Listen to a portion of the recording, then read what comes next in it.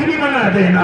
अल्लाह वो जज्बा अता कर देगा कि कौम की मोहब्बत में मुस्तगरक रहे, ये दीन की मोहब्बत में मुस्तगरक रहे, ये वतन की मोहब्बत में मुस्तगरक रहे। अल्लाह इनको वो ताकत अता कर देना कि जब जब जिस कौम को जो जरूरत पड़े अल्लाह इनसे वो काम ले लेना। फिर अल्लाह के नेक बंदे और मुख्तसर करने लगा। ये मजमा इतना बड़ा, लेकिन मदरसा देखा मैंने जरा सा कम जमीन पर है। अगर ये पूरा मजमा इरादा कर ले तो हो सकता है मदरसा बड़े जामिया की शक्ल इख्तियार कर ले, बड़ी जमीन की शक्ल इख्तियार कर ले। जो इसकी जरूरत है अल्लाह आपके जरिए से वो पूरी करा दे इंशाअल्लाहुल अज़ीम। ये तमाम का तमाम मदरसा और उसके तालिब इल्म, उसके उस्ताद, ये तमाम के तमाम मेरी और आपकी मग़फ़िरत का दरिया बन सकते हैं। इरादे करो कि इंशाअल्लाह हम इस मदरसे का साथ देंगे ना भाई इंशाअल्लाह। कर देंगे अपने खून पसीने से जो कमा। यहाँ पर मैं यहाँ बैठे हुए हैं, आफ्ताबे उलूम भी है, फिर पूरी मुल्क के अंदर ये जाल फैला, उसी कड़ी का एक हिस्सा आफ्ताबे उलूम भी है। ए अल्लाह के नेक बंदो, इसी तरीके से आफ्ताबे उलूम है। हाँ अल्लाह के नेक बंदो, इस कड़ी को भी मेरे अल्लाह ने इतना पसंद फरमाया कि आज तेरा हुक्म कौम को भी बचा करके ले गए, अपनी दीन को भी बचा करके ले गए। और अगर ये दुनिया इंसाफ करने पर आ जाए तो वही लोग अपने मुल्क को भी आजाद करा करके ले गए। और आने मुकद्दस की अहमियत का जनाजा निकल रहा हो, जब ईमान वालों के दिलों से हाफिज और आलिम की अजमत जानबूझकर के दिलों से निकालने की साजिशें की जा रही हो, ऐसे वक्त में कि गैर का शिकवा क्या कि जब अपने ही उलमा से बदगुमान होने लगे हों, जब उलमा की मैं और आप बुराइयों में मशगूल होने लगे हों, जब उनको शकूक व शुबहात की नजरों से हमारे ईमान वाले देखने लगे हों, तो क्यों ना मैं काबिल मुबारकबाद पेश करूं उन माँ बाप को कि जिनके नूरे नजर, जिनके लख्त जिगर, जिनके मासूम तलबा ऐसे पुरइतम दौर में अपने सीनों के अंदर कुरान को बसाते हैं, कुरान को पेवस्त करते हैं, रातों की मेहनत को कामयाब बनाते हैं, दिनों की मेहनत को कामयाब बनाते हैं। ए अल्लाह के नेक बंदे, मुझे और आपको ये समझना चाहिए कि ऐसे पुरइतम दौर में कि जब दुश्मन किसी साजिश में हमा वक्त कोशिश में लगा हुआ हो कि किसी तरीके से इन मुसलमानों के दिलों से, इन ईमान वालों के दिलों से कुरान की अहमियत को निकाल दिया जाए, जहाँ पर कुरान को सिखाया जाता है, जहाँ पर कुरान को पढ़ाया जाता है, जहाँ पर कुरान के पढ़ने पढ़ाने वाले मौजूद होते हैं, मदारिस इस्लामिया की अहमियत इनके दिलों से निकाल दी जाए। ऐसे वक्त में कुछ माँ और बाप ये तहिया करते हैं, ये इरादा करते हैं कि हम दुनिया के लालच में नहीं आते, हमें दुनिया की तरक्की नहीं चाहिए, हमें दुनिया की ये दौलतें नहीं चाहिए, ये मताए गुरूर नहीं चाहिए, हमें वो औलादें चाहिए जो हमारे कब्र का सुकून का दरिया बने, जो हमारे हशर की इज्जत का दरिया बने, जो हमारी जन्नत में जाने का आसान रास्ते का दरिया बने। मैं खूब ये मुबारकबाद पेश करता हूँ माँ बाप को कि जिन्होंने दुनिया की रानाइयों में ठोकर मारी और अपने लिए आखिरत के मजबूत सामान को तैयार कर लिया। जरा मैं गुफ्तगू करता चलूं, ये साजिश तो शायद पहले नाकाम हो चुकी है।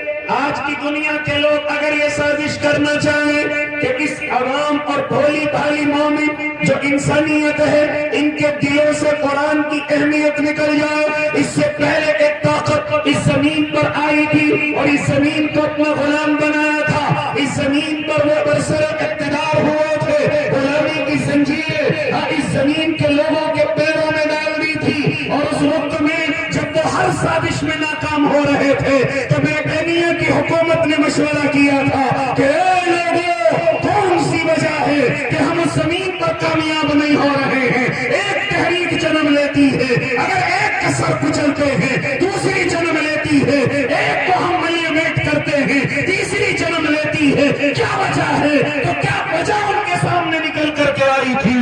जरा मालूम करो अपने علماء سے یہ مجھے اور آپ کو بتائیں گے کہ ان کے دلوں کے اندر یہ بات ڈالی گئی تھی، اے گوری چمڑی والے، جب تک اس زمین پر قرآن والے موجود ہیں، مدارس اسلامیہ موجود ہیں، علماء کا ایک جمع غفیر موجود ہے، ان کے دلوں میں جذبہ جہاد اور وطن سے محبت موجود ہے، تو کبھی اپنی سازش میں کامیاب نہیں ہو سکتا، تو کبھی اپنی سازش میں وہاں مکمل نہیں ہو سکتا۔ پھر کیا ہوا تھا؟ اے اللہ کے نیک بندوں، اس طاقت میں ایک سازش چلی، قرآن کے نسخوں کو نظر آتش کیا، پانی میں غرق کر دیا۔ کہاں تک گفتگو کرو؟ جب علماء کی بات آئی تو ان کو سولیوں پر چڑھا دیا گیا، شولوں پر بھون دیا گیا۔ کہاں تک گفتگو کرو؟ علماء کو ننگا کیا اور شولوں پر جلتے ہوئے ان کو کباب کی طرح بھون دیا گیا۔ کہاں تک گفتگو کرو؟ پھر وہ زمانہ وہ وقت بھی دیکھا کہ لوگوں نے خنزیروں کے گوشت کو نکال لیا ہے اور خنزیر میں علماء کو لپیٹ کر کے جلا دیا گیا ہے، توپ کے دہانوں پر جلا دیا گیا ہے۔ اے اللہ کے نیک بندے، لیکن دنیا نے دیکھا وہ طاقت نسخوں کو غرق کر کے تھک گئی، علماء کو سولیاں چڑھا کر کے تھک گئی، داڑھی ٹوپی والوں کو شٹ آؤٹ کر کے تھک گئی، یہاں تک کہ اس کی سازش یہ تھی کہ ایمان والے اور اسلام والے اس زمین سے ختم ہو جائیں اور یہ گوری چمڑی والا یہاں پر حکومت کرے۔ لیکن رب کعبہ کی قسم مجھے کہنے دیجئے کہ دنیا دیکھ رہی ہے، اس زمین پر مدارس پہلے سے زیادہ ہیں، علماء پہلے سے زیادہ ہیں، دعوت پہلے سے زیادہ ہے، داڑھی ٹوپی پہلے سے زیادہ ہے، اللہ کے شیر دین کو پر مٹنے والے پہلے سے زیادہ ہیں، وطن کی محبت میں اپنے آپ کو کھپانے والے پہلے سے زیادہ ہیں۔ لیکن جا کر کے برطانیہ کے ایوانوں میں یہ اعلان سنا دیا جائے کہ ایک بھی گوری چمڑی والا اس زمین کے کسی ٹکڑے کا مالک نہیں ہے۔ اے اللہ کے نیک بندو، یہ سازش تو اس وقت بھی کامیاب نہ ہوئی تھی جب سب کچھ طاقت ان کے ہاتھ میں تھی، جب سب کچھ ان کے ہاتھ میں تھا۔ اور کیسے کامیاب ہو جاتی؟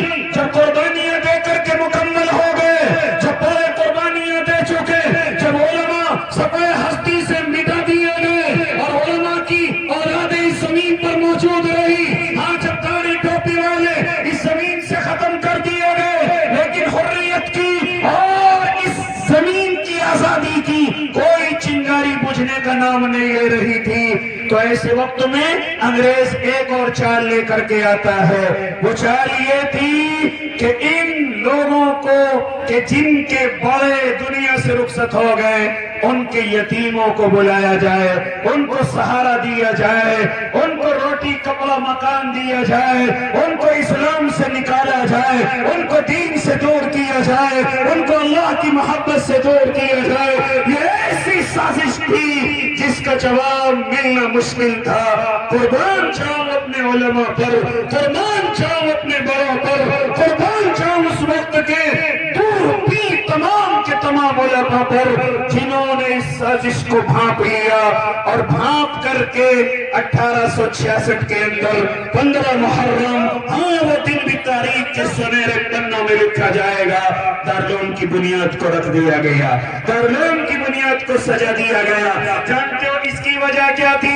ان معصوم بچوں کو لایا جائے، ان یتیم بچوں کو لایا جائے، ان بے سہارا بچوں کو لایا جائے جن کی کمزوری کا فائدہ اٹھا کر دشمن ان کو اپنے نرغے میں لانا چاہتا ہے۔ ان یتیموں کو سہارا دے کر، ان بے بسوں کو سہارا دے کر ان کو مجاہد بھی بنایا جائے، وطن کا محب بھی بنایا جائے، ان کو مفتی بھی بنایا جائے، یہاں تک کہ قیامت تک آنے والے جتنے فرقے باطلہ ہوں ان سے مقابلہ کرنے کا ان کو سپاہی بنایا جائے۔ میرے اللہ کو یہ ادا اتنی پسند آئی، اتنی پسند آئی، اتنی پسند آئی کہ پہلا ہی شاگرد جس کو میں اور آپ محمود حسن دیوبندی کے نام سے جانتے ہیں، جن کو میں اور آپ شیخ الہند رحمت اللہ علیہ کے نام سے جانتے ہیں، پہلا ہی شاگرد ایسا نکل کر کے آیا جس نے انگریز طاقت کے دانت کھٹے کر دیے تھے۔ اے اللہ کے نیک بندو، یہ ادا میرے اللہ کو اتنی پسند آئی کہ جن کو ظالم بے سہارا سمجھ رہا تھا، جن کو ظالم یہ سمجھ رہا تھا ان کو خرید کر کے ایمان کا سودا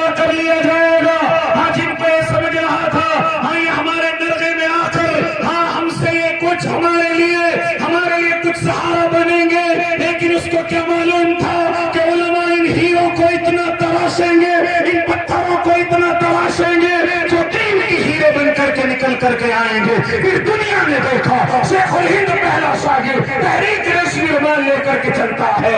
ان کے شاگرد اللہ کے نیک بندو کہاں تک گفتگو کرو. پھر مولانا الیاس رحمت اللہ علیہ اللہ ان کی قبر پر بھی کروڑوں رحمتیں نازل کر دینا جو دعوت و تبلیغ کا نظام چلاتے ہیں. انہی مدت میں عطا کیا تقریباً 13 حافظ قرآن اللہ رب العزت نے اس ادارے کے ذریعے سے مجھے اور آپ کو عطا کیے. سب مل کر کے دعا کر دیں اللہ یہ جو 13 حافظ ہیں اللہ ان کو عالم بعمل بھی بنا دینا. اللہ ان کو مفتی آپ کے کہ تمہارے نبی پیغمبر علیہ السلام کہاں ہیں؟ تو میرے دل نے کہا اسماء میرے کمال ہوتا ہے. میرٹھ سے چل کر تشریف لائے ہمارے مہمان جناب حضرت مولانا مفتی محمد خالد صاحب.